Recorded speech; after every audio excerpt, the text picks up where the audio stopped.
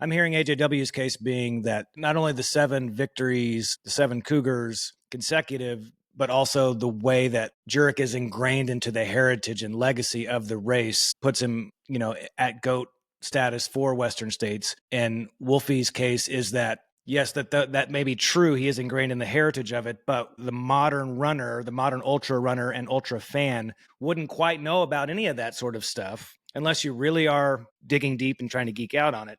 Unless Jim Walmsley hadn't reintroduced it with that outfit, the Drymax outfit, that really, and so Wolfie, this is where maybe your launch point is. Jurek so well known because of Jim Walmsley's recent success, and with the growth of the sport being what it is, Jim Walmsley has been such a big figure that then his success has allowed this generation to, that's the only way that this generation has known about Jurek. Okay, discuss. Yeah, I mean, I think that's what I'm saying, right? Like, it's well said, with among the sport, greats, that we stand on the shoulders of giants. And I think that's what Jim has been able to do, right? Is that for the longest time, Jurek's been there, maybe uncelebrated or recognized or, invited into, some of these conversations. And you are starting to see, the podcast, talking heads reach out to him, and he is reciprocal now, and he is more accessible, and you get more cuts from him. He's doing time on the live stream now at Western States, which is great to see. And I think, there's stories that you get to hear on these podcasts about him.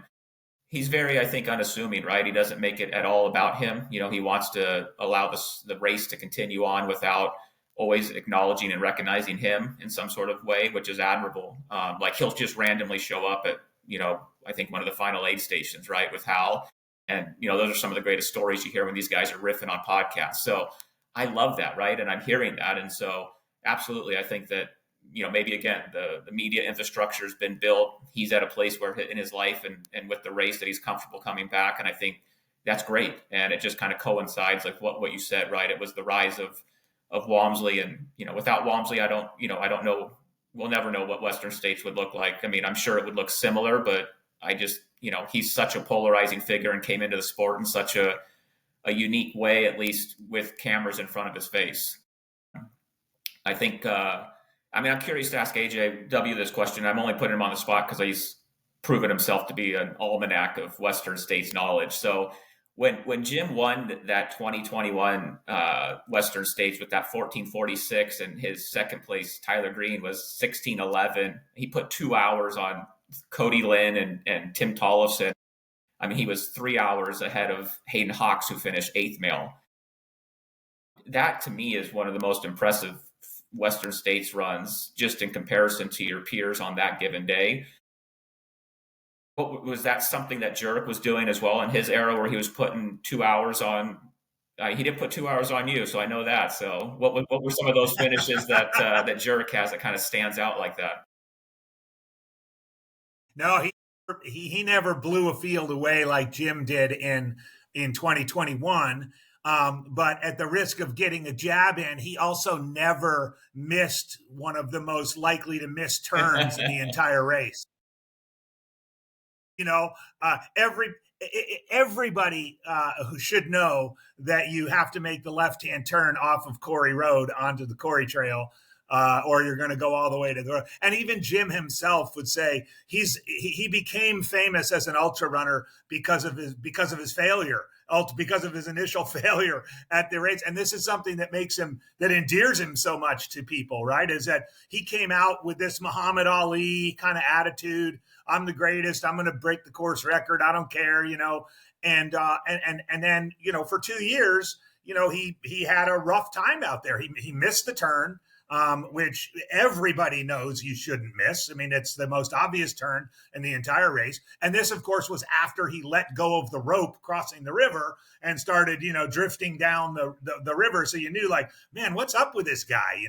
He's letting go of the rope, and now he's missing a turn. And then, of course, the following year, he has such audacity to go into the race in a very big snow year after they've completely decommissioned the trails in the high country, and it's muddy, and it's, where he just, he goes, throws caution to the wind, runs through that at course record pace, and of course ends up dropping out at the river crossing because he just ran out of gas.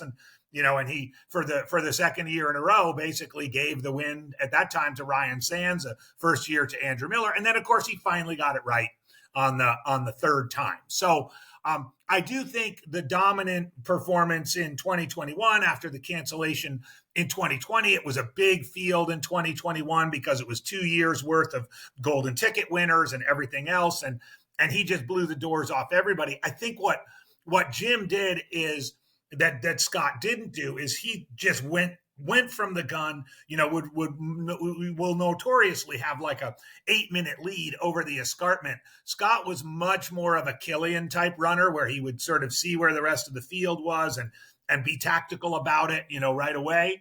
And so you never really did see those dominant. I think he might have won one by over an hour, but like mine was 27. One of his wins over Tom Nielsen, was 24. I mean, his wins were, in that range. Awesome.